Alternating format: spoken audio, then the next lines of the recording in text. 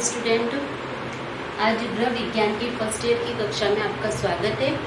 हम पढ़ेंगे उत्सर्जन तंत्र के बारे में। उत्सर्जन तंत्र क्या होता है? नॉर्मल वे में जैसे उत्सर्जन के बारे में हम सभी जानते हैं कि उत्सर्जन क्या चीज है कि किसी भी जो अवशिष्ट पदार्थ होते हैं जो कि हमारे शरीर के लिए आवश्यक नहीं होते, उनको शरीर से बाहर निकालने के लिए जो क्रिया होती है उसको उत्सर्जन क्रिया कहा जाता है। यानी कि कोशिकाओं और ऊतकों के टूटने से शरीर में कुछ ऐसे पदार्थ उत्पन्न होते रहते हैं जो कि अवशिष्ट पदार्थ कहलाते हैं, जैसे कि कार्बन डाइऑक्साइड, यूरिया, यूरिक अम्ल। ये जो सारे पदार्थ होते हैं वह अवशिष्ट पदार्थ कहलाते हैं, जो कि हमारे शरीर के लिए हानिकारक होते हैं, यानी कि हमारे शरीर को हानि पहुंचाते हैं। इनको शरीर से बाहर निकालना बहुत जरूरी है। यदि ये शरीर के अंदर उपस्थित रहते हैं, इनको शरीर से बाहर नहीं निकाला जाए तो ये हमारे अंदर कई तरह की बीमारियां पैदा कर देते हैं, जिससे कि हम बीमार हो सकते हैं। तो बीमार न होने के लिए इन सारे अवशिष्ट पदार्थों को क्या किया जाता है, शरीर से बाहर निकालना जरूरी होता है। जिन अंगों के द्वारा इन सारे अवशिष्ट पदार्थों को बाहर निकाला जाता है वह कहलाते हैं उत्सर्जी अंग। क्या कहलाता है? उत्सर्जी अंग कहलाते हैं। जितने भी हम अवशिष्ट पदार्थ है उनको बाहर निकालना उत्सर्गी अंग कहलाता है। और इन सारे जितने भी ये अंग है, यह जो सारे इन अंगों को कंबाइन करके, यानी कि इन सभी अंगों को जोड़ दे तो क्या बनता है? उत्सर्जन तंत्र तैयार होता है। यानी कि जितने भी उत्सर्जी अंग है उन सबको जब जोड़ा जाता है, उनका संयुक्त रूप से जो तंत्र तैयार होता है वह उत्सर्जन तंत्र कहलाता है। और ये जो क्रिया, यानी कि उत्सर्जी अंगों के द्वारा जो क्रिया की जाती है, अवशिष्ट पदार्थों को बाहर निकालने की जो क्रिया की जाती है वह क्रिया क्या कहलाएगी? उत्सर्जन क्रिया कहलाएगी।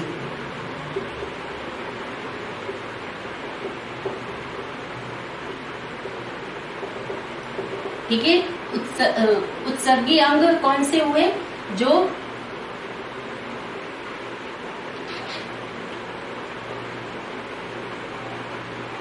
अवशिष्ट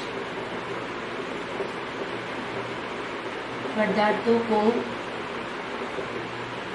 बाहर निकालने में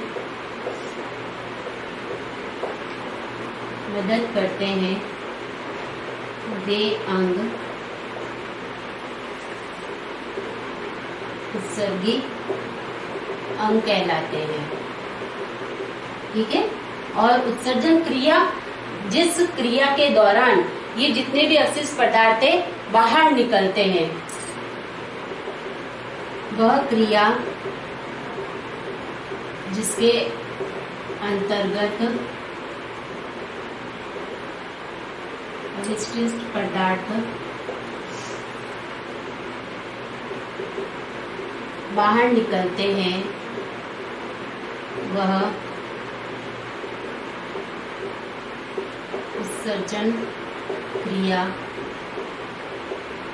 कहलाती है। ठीक है। और उत्सर्जन तंत्र क्या हुआ? जितने भी उत्सर्जी अंग है उन सबको कंबाइन करके उत्सर्जन तंत्र तैयार होता है। अब ये जो उत्सर्जन तंत्र, जितने भी हमारे जो विभिन्न शरीर में जितने भी अंग है उत्सर्जी अंग, उसमें 4 अंग है जो मुख्य रूप से काम में आते हैं। पहला है बृहदांत्र, फेफड़े, वक्र यानी कि गुदा जिसको कि हम किडनी कहते हैं, फिर त्वचा। ये 4 तरह के जो है उत्सर्जी अंग होते हैं। कौन कौन से हुए? बृहदांत्र,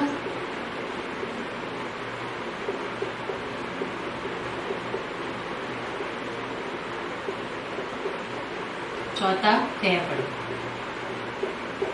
ये 4 तरह के अंग है जो कि हमारे उत्सर्जी अंग यानी कि उत्सर्जन की क्रिया करते हैं, उत्सर्जन तंत्र का निर्माण करते हैं। यानी कि इन चारों अंगों के द्वारा ही हमारे उत्सर्जन तंत्र का निर्माण होता है। इसमें ये चारों अंग काम में लिए जाते हैं। बृहदांत्र जो है उसके द्वारा अपचित जो भोजन होता है वह मल के रूप में बाहर निकाला जाता है। फिर आता है फेफड़े। फेफड़ों के द्वारा जो कार्बन डाइऑक्साइड और वाष्प जो होती है उसके रूप में जो जल जो है उसको निःश्वसन की क्रिया के द्वारा बाहर निकाला जाता है। यानी कि जो फेफड़े हैं उनके द्वारा हमारे कार्बन डाइऑक्साइड और वाष्प हमारे शरीर से बाहर निकलती है। फिर आता है वक। वक यानी कि किडनी। मूत्र के रूप में जो यूरिया, जल, यूरिक अम्ल या कुछ खनिज लवण जो होते हैं जो अपशिष्ट रूप में हमारे शरीर के अंदर उपस्थित होते हैं उनको इन वक के द्वारा बाहर निकाला जाता है। फिर आती है त्वचा।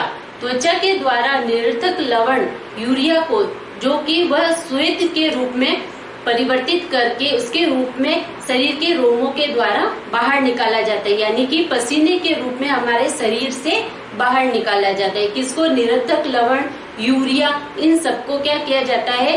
स्वेद में बदला जाता है। यानी कि पसीने में कन्वर्ट करके उनको हमारे त्वचा के द्वारा माध्यम से हमारे शरीर से बाहर निकाला जाता है। यानी कि कुल मिला के जितने भी अपशिष्ट पदार्थ होते हैं उनको इन सारे अंगों के द्वारा अलग अलग तरीके से क्रिया के द्वारा हमारे शरीर से बाहर निकाला जाता है।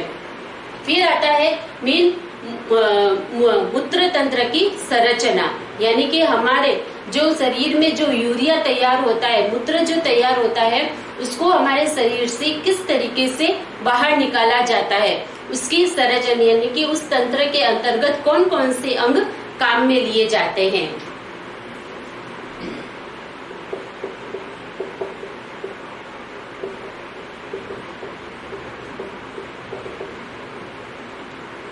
सबसे पहले क्या आता है? वक, गुर्दे, फिर गविनी जिसको कि मूत्र वाहिनी भी कहा जाता है। तीसरा आता है मूत्राशय और चौथा आता है मूत्रद्वार। ये जो चार जो अंग होते हैं हमारे शरीर के, ये चारों अंग मूत्र तंत्र का निर्माण करते हैं। यानी कि हमारे जो यूरिया तैयार होता है, यूरिया जो बनता है शरीर के अंदर, उनको इन अंगों के, इन चार अंगों के, मुख्य रूप से इन चार अंगों के माध्यम से हमारे शरीर से बाहर निकाला जाता है। वक यानी कि गुर्दे, किडनी जिसको कि हम कहते हैं, इनका उपयोग किया जाता है। मूत्र का जो निर्माण है वह इन्हीं वकों के अंदर, गुर्दे के अंदर ही इनका निर्माण होता है। फिर आती है गविनी। गविनी जिसको कि मूत्र वाहिनी कहते हैं। गुर्दे के अंदर जो हमारे मूत्र का निर्माण होता है उस मूत्र को जो यूरिया को जो है हमारे मूत्राशय तक पहुंचाने का काम कौन करती है? मूत्र वाहिनियां यानी कि गविनी करती है। इनकी जो संख्या होती है 2 होती है, गवनी की भी संख्या 2 होती है। फिर आता है मूत्राशय यानी कि जिसमें मूत्र को एकत्रित किया जाता है। यानी कि वक्त के अंदर इसका निर्माण होता है। गवनी के द्वारा वक्त से मूत्राशय तक जो यूरिया को जो पहुंचाया जाता है वह गवनी के माध्यम से पहुंचाया जाता है। मूत्राशय में मूत्र को एकत्रित किया जाता है और फिर मूत्र द्वार के द्वारा उसको हमारे शरीर से बाहर निकाला जाता है। ये जो मैंने स्ट्रक्चर बनाया है, यहाँ पे आपको मूत्र तंत्र की संरचना का स्ट्रक्चर बनाया, संरचना बनाई है, जिसमें कि ये दोनों है आपके वक, यानी कि ये बायां वक और ये दायां वक। अब इनसे देखिए, यहाँ से ये 2 गवनियां निकल रही है, ये 2 गवनी निकल रही है, यानी कि मूत्र वाहिनी नलिका या यूरेटर भी इसको कहा जाता है, क्योंकि इसके माध्यम से यूरिया को मूत्राशय तक पहुंचाया जाता है। इन्हीं वक के अंदर क्या होता है? ये जो दोनों वक होते हैं वह कशेरुक दंड के दोनों तरफ चिपके हुए रहते हैं। यानी कि ये जो दोनों वक है हमारे कशेरुक दंड से चिपके रहते हैं।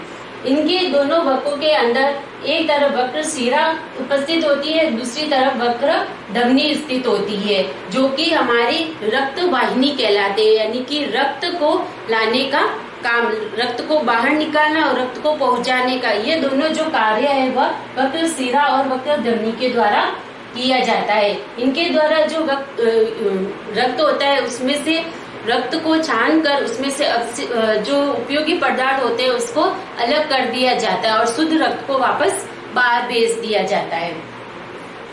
ये जो गवनी जो है, गवनी के ऊपर का जो सीरा होता है, वह जो सीरा है वह कीप के आकार का होता है, जिसको कि गवनी गोणिका कहा जाता है। इसका आकार कैसा होता है?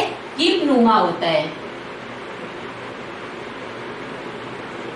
यानी कि जिस तरीके जो कीप हम तेल वगैरह निकालने के लिए काम में ली जाती है, उसका आकार कैसा होता है? सेम उसी के आकार का इस गवनी का जो ये मुंह है उसके आकार का होता है। ये जो गवनी है वह सीधी कहाँ जाती है? मूत्राशय के से जुड़ी हुई होती है। यानी कि इसमें जब वक्र का निर्माण वक्र में जब यूरिया का निर्माण होता है तो इस ये यूरिया जो है वह गवनी गोणिका से होते हुए इस गवनी में से यानी कि मूत्र नलिका में से गुजरती है। गुजरकर ये मूत्राशय में आकर एकत्रित होता है। ये जो दोनों है कशेरुक दंड से जो जुड़ी हुई दोनों है, वह एक तरफ महाधमनी होती है और दूसरी तरफ महाशिरा होती है। अब ये जो दोनों गवनियां है, ये दोनों गवनियां कहाँ जाके मिलती है? हमारे मूत्राशय से मिलती है। जब इन गवनियों में यहाँ पे जो यूरिया का निर्माण होता है, ये यूरिया इस गवनी में से होता हुआ मूत्राशय में पहुंचता है। किस तरीके से? जब इस गवनी का संकुचन होता है, यानी कि जब इसका फैलाव और इकट्ठा होना जब किया जाता है, संकुचन होता है, तो संकुचन के दौरान क्या होता है? मूत्र आगे की तरफ प्रवाहित होता है और आगे की तरफ बढ़ता बढ़ता यह मूत्राशय में एकत्रित होता रहता है। अब इस मूत्राशय में जो कि ये जो मूत्राशय होता है वह हमारी मांसपेशियों का बना होता है, जो कि ओड़ी गुहा में स्थित होता है। यानी कि हमारा जो ये मूत्राशय जिस जगह पे स्थित होता है उसको क्या कहते हैं? ओड़ी गुहा कहा जाता है। यह श्रोणी गुहा में स्थित होता है। यहाँ पर आके सारा यूरिया हमारा एकत्रित हो जाता है और जब इस यूरिया को हमें बाहर निकालना होता है, जब इस मूत्राशय का क्या होता है? संकुचन होना शुरू हो जाता है। जब इस पर यूरिया का प्रभाव ज्यादा मात्रा में जब यूरिया एकत्रित हो जाता है तो उसका दबाव पड़ता है। उस दबाव के द्वारा वह मूत्र द्वार के द्वारा बाहर निष्कासित किया जाता है। ये जो तंत्र पूरा उपस्थित होता है मूत्राशय का, मूत्र द्वार का, यह पूरा मूत्र तंत्र कहलाता है। ये जो पूरा स्ट्रक्चर था वह आपका मूत्र तंत्र का था, जिसमें कि वक्र, गवनी, मूत्राशय और मूत्र द्वार, ये चार जो अंग है वह मुख्य रूप से काम में आते हैं। इनके द्वारा ही हमारे यूरिया को बाहर इन अंगों के द्वारा निष्कासित किया जाता है। अब इसके बाद आते हैं इनके कार्य, यानी कि ये जो है वक्र है, इनके अपना अलग ही कार्य होता है। इनके कार्य होते हैं रक्त के संगठन को नियंत्रित रखना, यानी कि इसमें जो अकार्बनिक और कार्बनिक जो भी पदार्थ होते हैं उनका संगठन बनाए रखता है वक्र।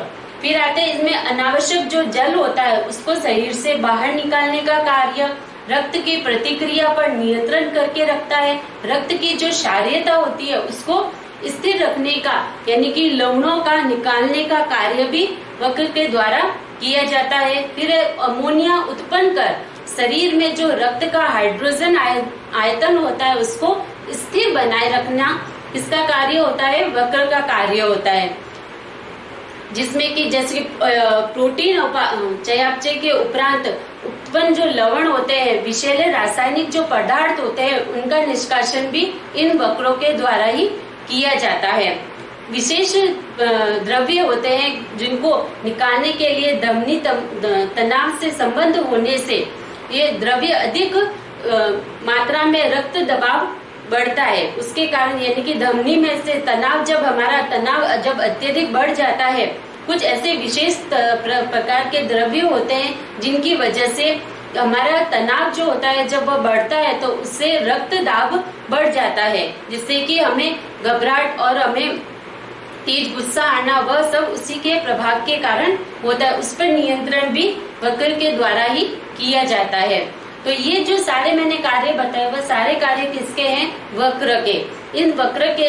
इन सारे कार्यों से जो ये हमारे शरीर के अंदर ये सारी जो क्रियाएं होती है उस पर नियंत्रण ये बनाए रखता है। यानी कि जो हमारे शरीर के अंदर यूरिया उपस्थित है उस यूरिया को अवशिष्ट पदार्थ के रूप में जितने भी अवशिष्ट पदार्थ है, कार्बन डाइऑक्साइड, यूरिया है, यूरिक अम्ल है, कई तरह के खनिज लवण है जो कि हमारे शरीर के लिए उपयोगी नहीं होते, इन सबको हमारे शरीर के अंदर से बाहर निष्कासित करना बहुत ही जरूरी होता है। अन्यथा ये जितने भी मैंने इसके कार्य बताए वह कार्य करना बंद कर देगा, जिसकी वजह से वक्र क्या हो जाते हैं? खराब हो जाते हैं और हमारे शरीर का एक महत्वपूर्ण उत्सर्जित जो तंत्र होता है, भाग होता है, वह डैमेज हो जाता है, जिससे कि हमारा शरीर क्या होता है? बीमारी से ग्रसित हो जाता है। और कई बार होता है कि दोनों वक्र किडनियां खराब हो जाने से हमारी मृत्यु भी हो जाती है। तो इस तरीके से उत्सर्जन तंत्र के बारे में हमने पढ़ा। उत्सर्जनीय अंग, क्रिया, उत्सर्जनीय अंग में कौन कौन से अंग काम में आते हैं। फिर आता है मूत्र तंत्र, जिसमें कि ये 4 तरह के अंग है जो काम में लिए जाते हैं, और इसकी संरचना और इसके मैंने कार्य बताए कि वक्र के क्या क्या कार्य होते हैं। अगर वक्र को सही ढंग से संचालित करना, या ये सारी जो भी मैंने कार्य बताए उन कार्यों को, उन क्रियाओं को सबको संचालित करना है, तो उसके लिए हमें अपने उत्सर्जनी जो तंत्र है उसको अच्छे से सही से रखना पड़ेगा, जिसकी वजह से हम बीमार नहीं पड़े और हमारा शरीर स्वस्थ बना रहे। तो आज हमने उत्सर्जन तंत्र के बारे में पढ़ा है। नेक्स्ट टॉपिक हम अगली कक्षा में पढ़ेंगे। धन्यवाद।